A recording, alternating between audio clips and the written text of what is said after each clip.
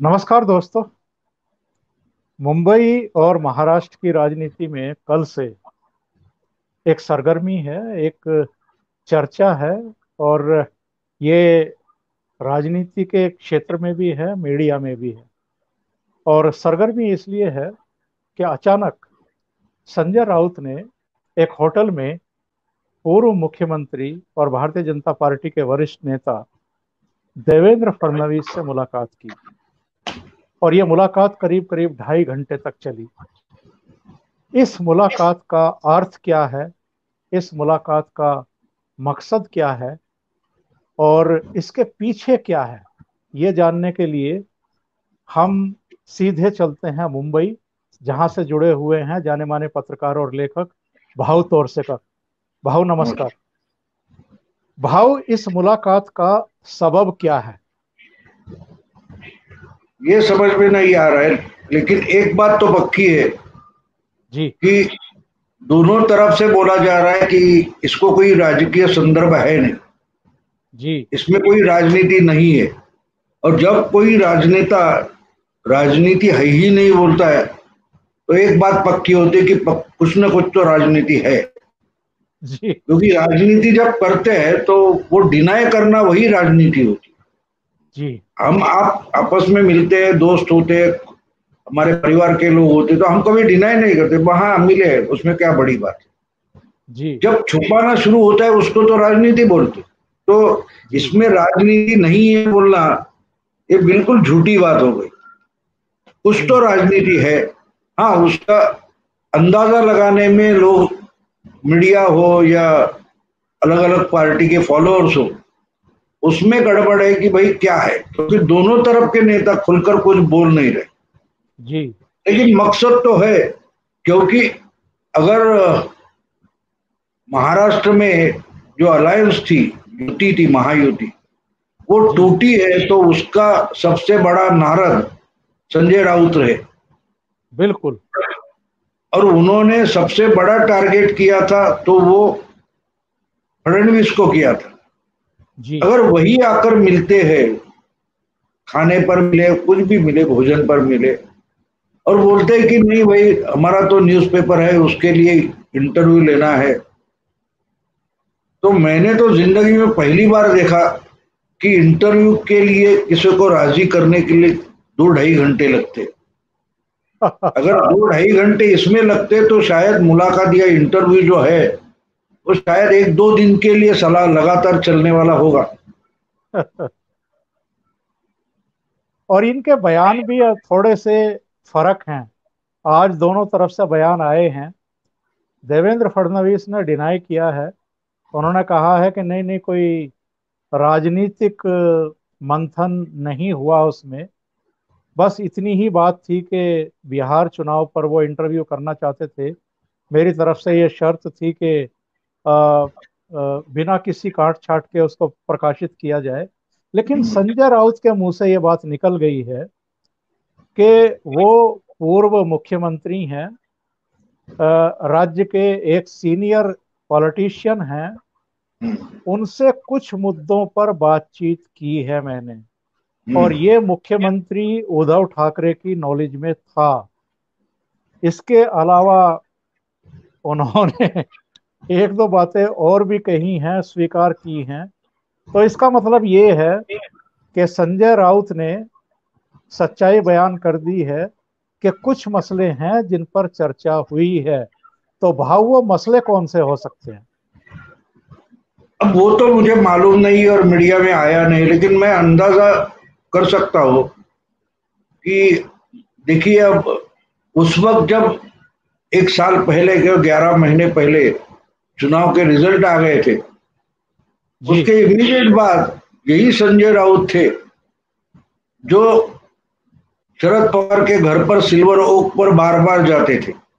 जी और यहाँ तो फडणवीस और उद्धव, इसमें संवाद भी नहीं होता था, जी चर्चा भी नहीं होती थी रिजल्ट आने के बाद।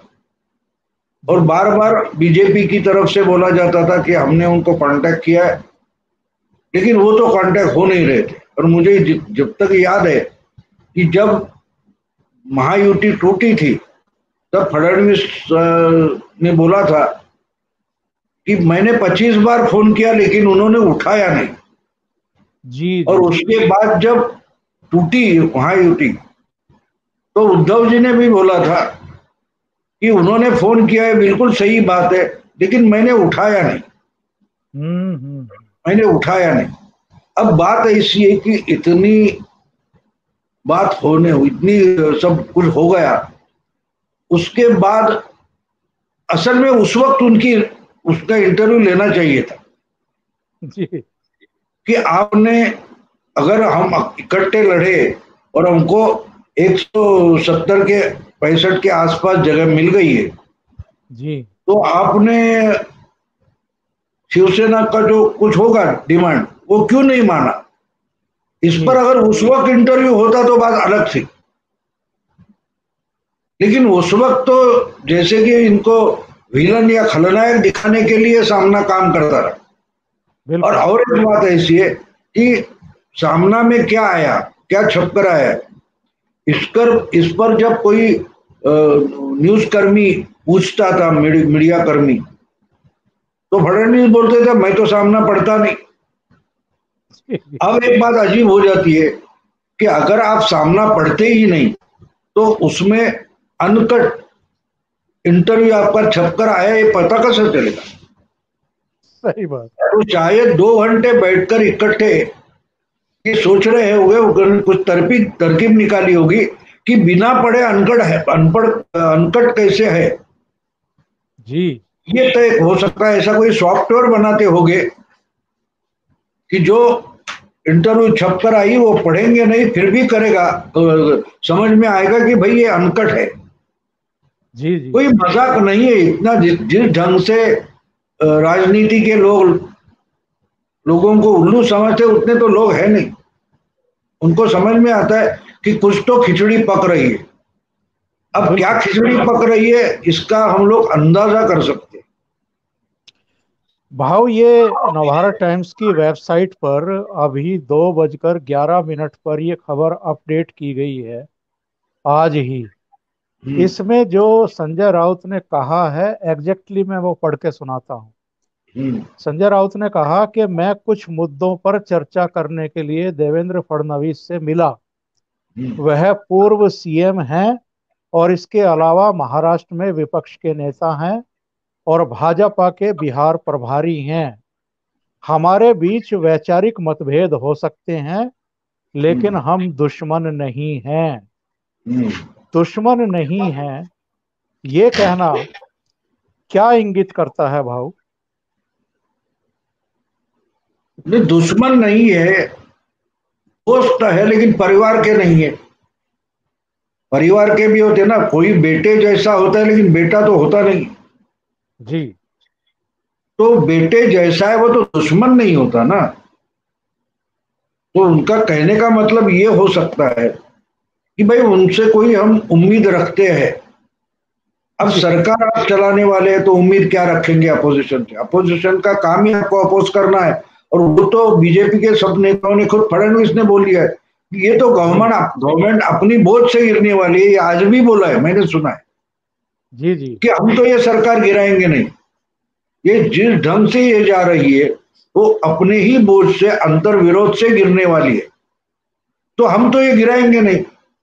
तो गिराएंगे नहीं का मतलब चलाएंगे ऐसा भी नहीं होता है ना। फडणवीस फडणवीस है, वो तो शरद पवार है नहीं। हाँ, बिल्कुल। शरद पवार होते तो बोलते हैं कि भैया हम इसको सपोर्ट, अभी last time Fadnavis chief minister बने तो वो तो शरद पवार के सपोर्ट से बने थे, जबकि 2014 के रिजल्ट भी पूरे नहीं हुए थे। तो 3 साढ़े 3 बजे पवार साहब ने घोषित कर दिया कि हम बीजेपी को बाहर से सपोर्ट करेंगे।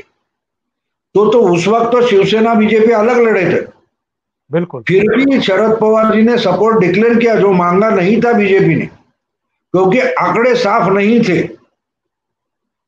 अब जाके और उस वक्त बोला था कि महाराष्ट्र को मध्यावधि चुनाव परवड़ने वाला नहीं है, तो इसलिए हम कर रहे हैं। लेकिन अब जाके जी बोलते हैं कि इनमें दुश्मनी पैदा हो, शिवसेना और बीजेपी में दुश्मनी पैदा हो, इसी के लिए तो हमने वो सपोर्ट दिया था, अब जाके पवार बोल रहे।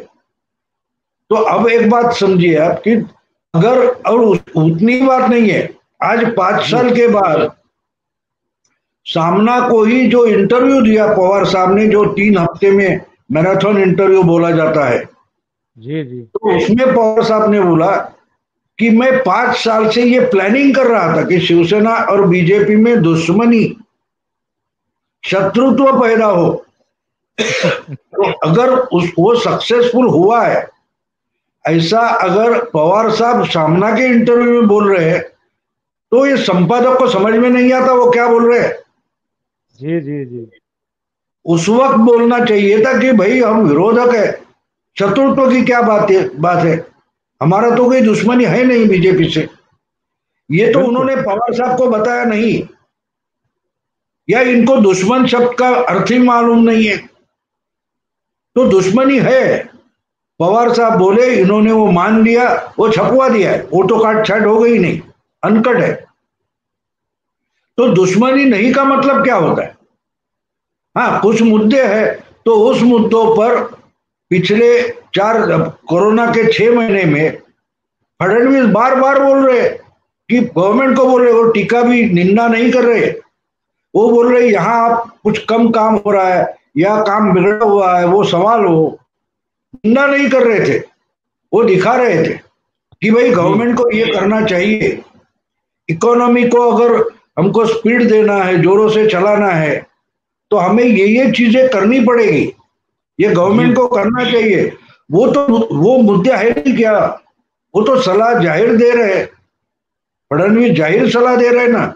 इसके लिए चुपचाप बैठकर क्या बोलेंगे? अब अगर आप दिल्ली में बैठकर मेरा इंटरव्यू कर रहे, वो इंटरव्यू हो गया, 2 दिन के बाद हम छुपके से कहीं मिले, तो वो चुपके से मिलकर यही मुद्दे बोलेंगे जो हम जाहिर में बोल रहे हैं।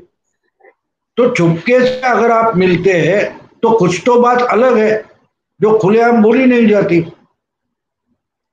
अगर वहाँ। उसमें कुछ भी छुपने जैसा नहीं था, तो वहां उस वक्त कुछ रिपोर्टर भी थे, उनको न्यूज मिली, वो पहुंच गए थे वहां, उनसे दोनों सामने आके बात करते कि भाई नहीं, गवर्नमेंट कैसी चलानी है, ये तो 5 साल चीफ मिनिस्टर थे, हमारे पास उतनी अकल नहीं, तो उनकी अकल जो है वो उधारी पर लेने आए, वो बोल देते। ये क्या जवाब हो गया कि दुश्मनी नहीं है? राजनीति में देखिए आप, जो भाषा, एक बार तो उस समय फडणवीस को अपना फन नहीं निकालना चाहिए, ऐसी बात थी। फन कौन निकालता है? कोबरा निकालता है, जी डंक जी मारने जी के लिए निकालता है। तो आपने उनको कोबरा बोल दिया और वो दुश्मनी नहीं है। तो ये मजाक समझते हैं राजनीति। राजनीति इतनी मजाक होती नहीं।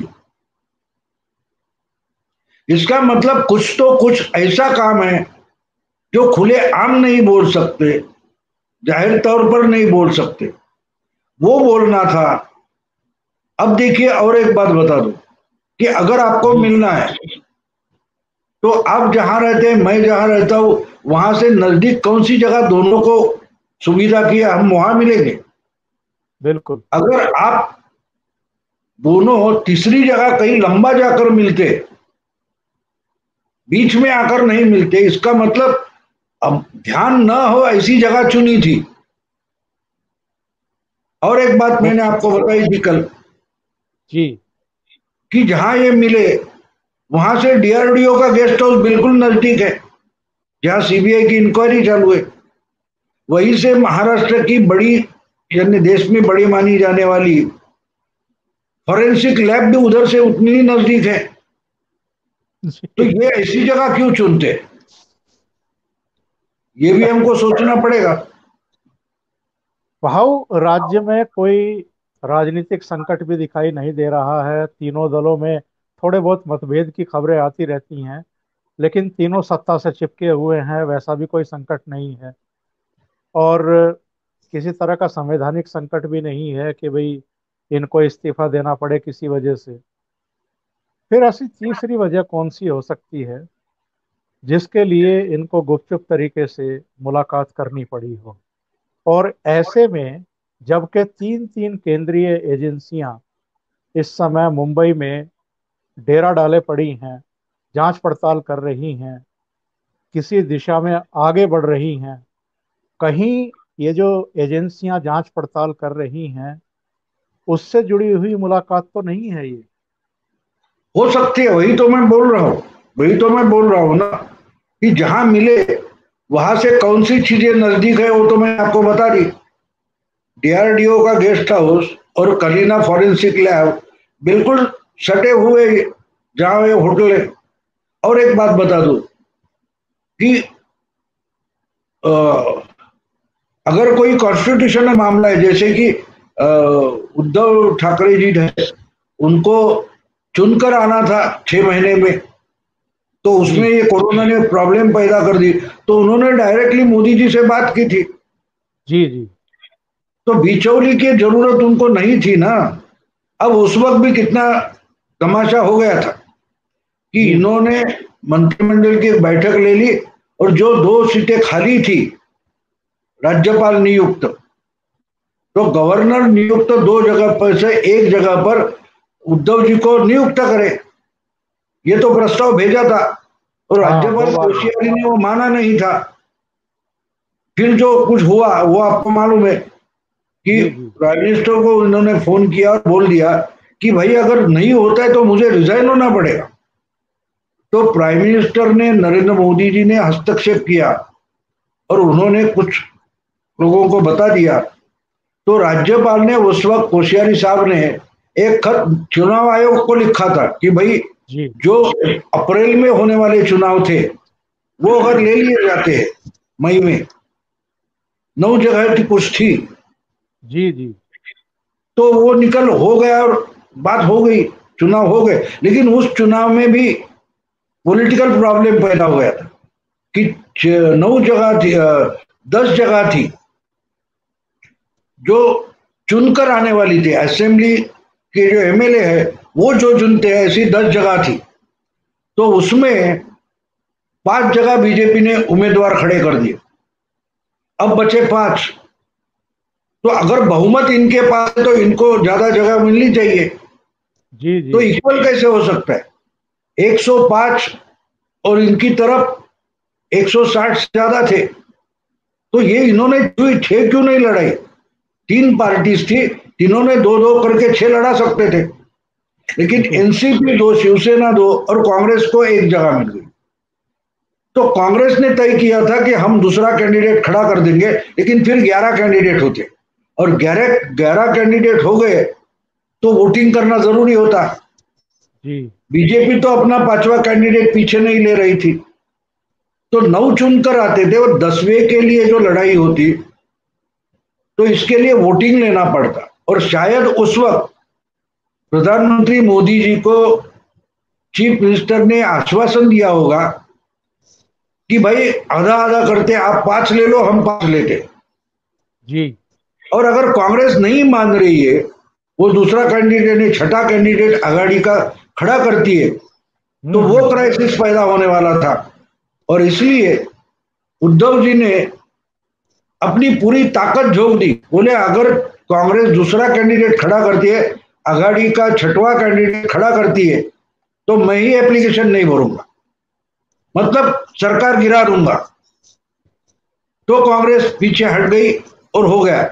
लेकिन एक बात देखिए कि जो इनको एक एमएलसी मिलना था वो बीजेपी को इन्होंने दे दिया सरकार बचाने के लिए। तो ये तो बात पॉलिटिकल थी, कॉन्स्टिट्यूशनल थी, उतनी ही पॉलिटिकल थी। लेकिन इन्होंने प्राइम मिनिस्टर से बात करके उस पर कोई उसका हल निकला था। तो आज ऐसी भाव क्या बात है भाव कि मैं यही पहले पूछ रहा कोई, हूँ। अभी उस वक्त भी संजय राउत को नहीं भेजा था ना 2.5 घंटे प्राइम बिल्कुल मिनिस्टर को मिलने। बिल्कुल। तो आज ऐसी क्या बात है, ये देखना पड़ रहा है क्या बात है कि जिसके लिए ये चुपचाप मिल रहे हैं। तो वो मुझे बिल्कुल नहीं लगता कि इंटरव्यू की बात थी, इसमें ना पॉलिटिकल है ना कॉन्स्टिट्यूशनल है। लेकिन कुछ तो पर्सनल इंटरनल मामला है जिसमें सिर्फ दिल्ली बचा सकती है, ऐसा मामला हो सकता भाव सीबीआई जांच कर रही है सुशांत सिंह राजपूत की संदिग्ध मौत की। ईडी जांच कर रही है मनी लॉन्ड्रिंग की, उनके अकाउंट से जो छेड़छाड़ हुई है उसकी। और जब ईडी ने व्हाट्सएप चैट रिकॉल किए तो उसके बाद ड्रग एंगल भी इसमें सामने आ गया। लिहाजा नारकोटिक्स कंट्रोल ब्यूरो वो जांच पड़ताल कर रहा है ड्रग्स एंगल की। ड्रग्स एंगल में बहुत तेजी से कार्रवाई हुई है। 18 गिरफ्तारियां हो चुकी हैं। वो जेल में हैं। कुछ दूसरे चेहरों की भी पूछताछ हो चुकी है, हो रही है। करण जौहर के यहाँ जो 2019 में ड्रग पार्टी हुई थी, कथित ड्रग पार्टी अभी कह सकते हैं, क्योंकि उसके वीडियो की भी फॉरेंसिक जांच हो रही है। वहां से रिपोर्ट आ जाएगी तो पुष्टि हो जाएगी कि एक्चुअल में है क्या। करण जौहर को स्पष्टीकरण देना पड़ा है, सलमान खान को स्पष्टीकरण देना पड़ा है। ये भी चर्चाएं हैं कि करण जौहर की ठाकरे परिवार से निकटता है। कई तरह की है। चर्चाएं चल रही हैं। कहीं ये एंगल तो नहीं है, कहीं बिल्कुल। उद्धव ठाकरे और शिवसेना की जो टॉप लीडरशिप है वो किसी ऐसे चक्रव्यूह में तो नहीं फंस गई है जहां से निकलने का रास्ता ही दिखाई नहीं दे रहा है अब। नहीं, चक्रव्यूह में फंसी है ऐसा मैं नहीं मानता। मैं मानता हूं कि इन्होंने अपने लिए ही चक्रव्यूह बना दिया है। जी देखिए, करण जौहर का नाम आने के बाद ये पहल हुई है। ये जी टहल नहीं रहे थे, ये पहल ही कर रहे थे। ये बता रहे कि टहल रहे थे, लेकिन ये टहल नहीं रहे थे, ये पहल कर रहे कुछ। जी जी और ये करण जौहर का नाम आने के बाद हो रहा है।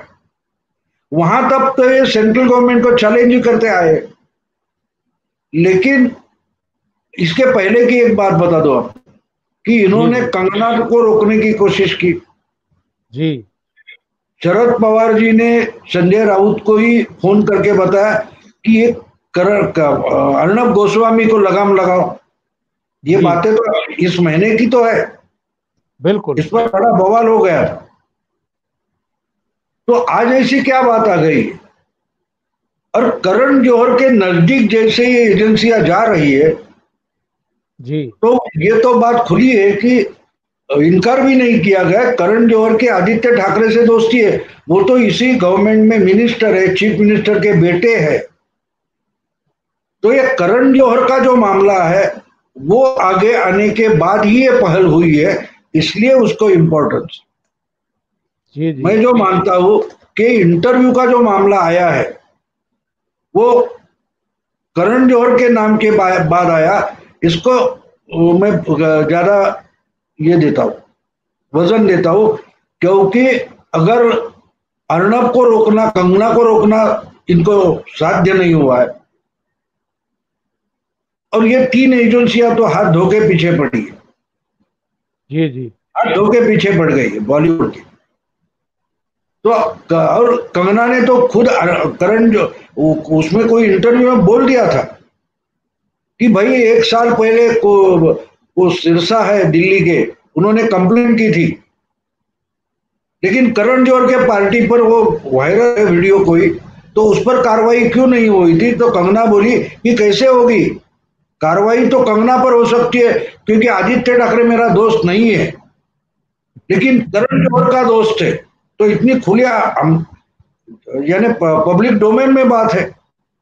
इसलिए फिर करण जौहर का नाम आने के बाद ये पहल होती है इंटरव्यू की, तो उसका कोई अलग मतलब निकलता है कि भाई इन एजेंसियों को कुछ लगाम लगाना जरूरी है, और वो तो अपने हाथ में नहीं है और किसी के हाथ में नहीं है, वो तो मोदी या शाह के हाथ में है।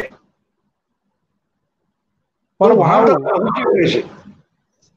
भाव जब भारतीय जनता पार्टी से इनको गठबंधन तोड़ना था, कांग्रेस और एनसीपी के साथ हाथ मिलाना था, सरकार बनानी थी, मुख्यमंत्री पद पर बैठना था, तो तब अमित शाह को इन्होंने झूठा करार दिया था और ये ब्लेम किया था कि अमित शाह ने विधानसभा चुनाव से पहले बाला साहब वाले कमरे में बैठ कर के उनकी तस्वीर के सामने ये वायदा किया था कि मुख्यमंत्री पद पर हम लोग चर्चा करेंगे या उस पर कंसिडर करेंगे।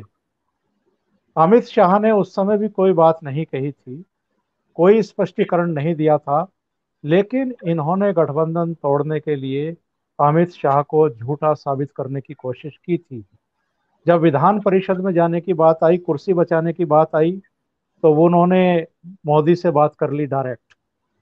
इस मामले में इनकी हिम्मत क्यों नहीं पड़ रही है कि ये डायरेक्ट मोदी से या अमित शाह से बातचीत कर सकें? नहीं, वही तो मैं बोला ना, इन्होंने खुद के लिए चक्रव्यूह बना दिया। चक्रव्यूह की रचना ऐसी होती है कि आप अंदर जा सकते हैं, बाहर नहीं आ सकते। तो अमित शाह का दरवाजा इन्होंने बंद कर दिया ना, उसको झूठा बोल के। जी। अब अमित शाह की पास पहुंचना ही मुश्किल हो गया है। उससे बात करेंगे तो पहल कहां से करेंगे?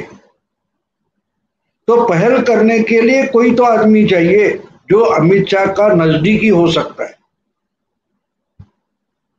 तो अमित शाह की बात तो आपको मालूम है, देवेंद्र और उनकी नजदीकियां बहुत है।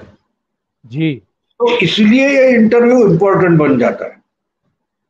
अब ये इंटरव्यू देखिए, आज ही मैंने सुना है कि वो तो देवेंद्र फडणवीस आज रात को ही बिहार जा रहे हैं, क्योंकि चुनाव जाहिर हुआ, वो वहां के प्रभारी है।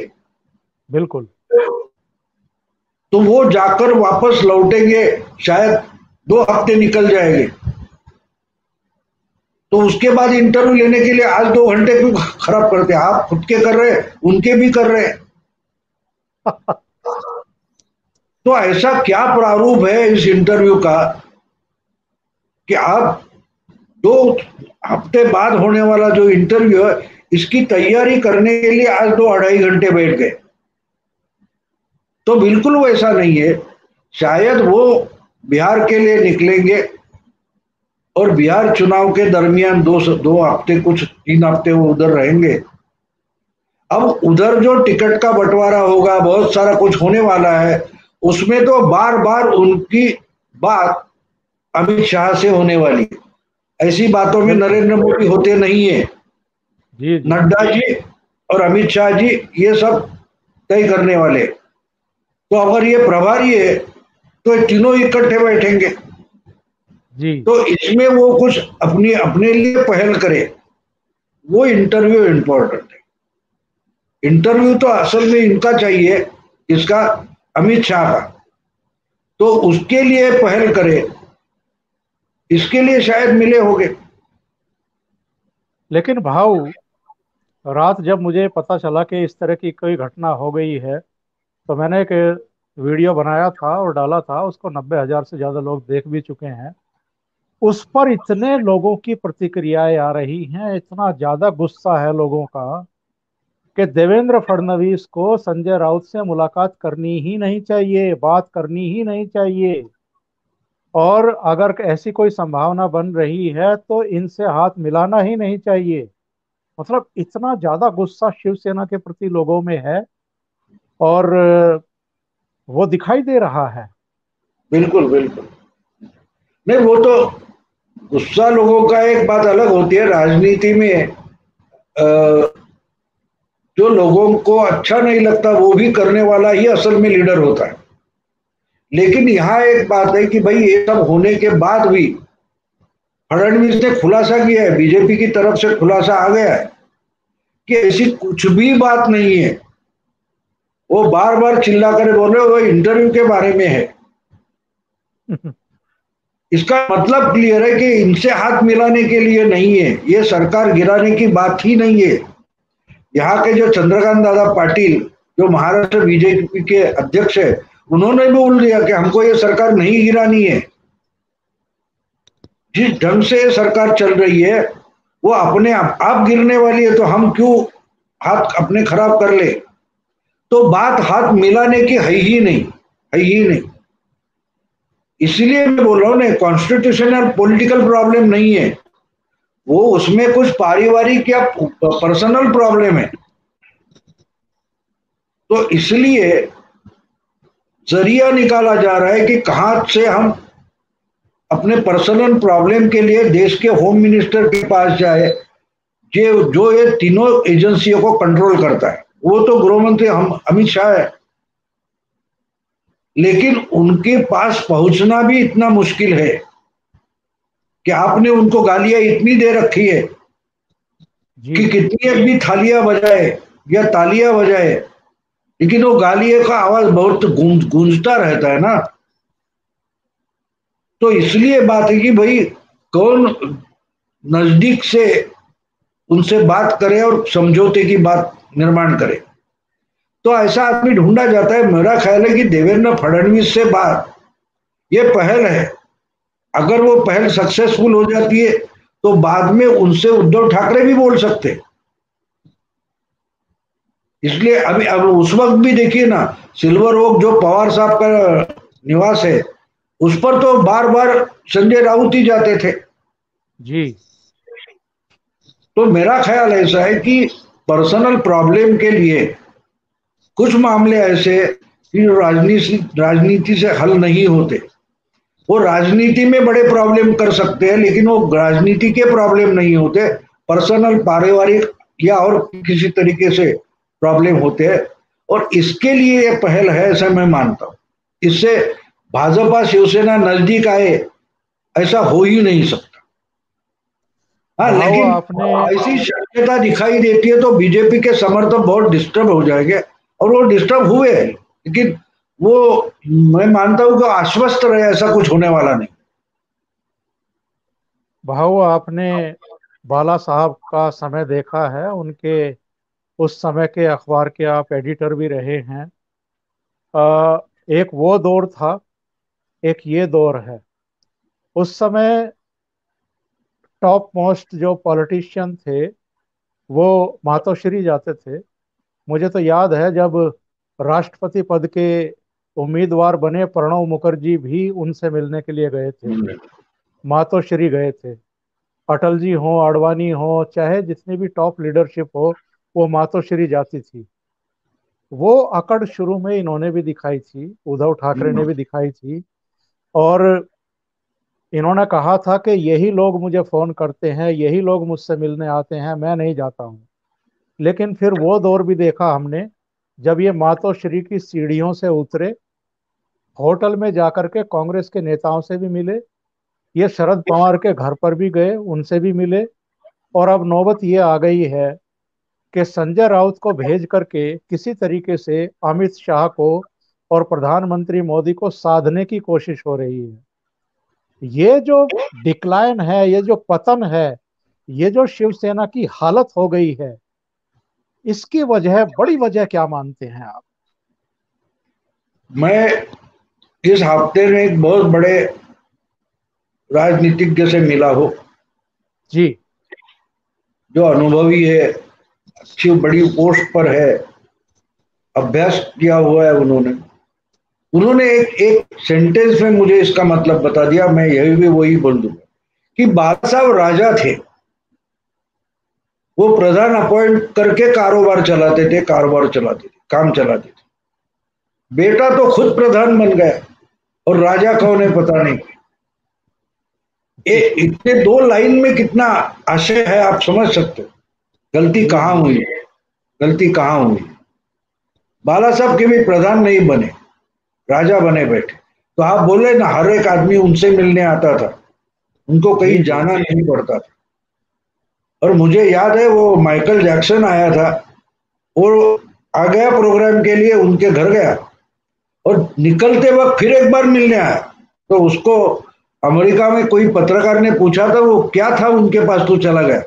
तो बोलते मेरे को क्यूरियोसिटी थी उस आदमी के लिए, बाला साहब के लिए, कि मैं तो नाचता गाता हूँ, लाखों लोग आते मेरी तर्ज पर, नाचते भी है, मेरी समझ में नहीं आता है, आदमी खड़ा होकर बोलता है, इतनी भीड़ जमा हो जाती है। तो इसके लिए इनको नजदीक से देखना था।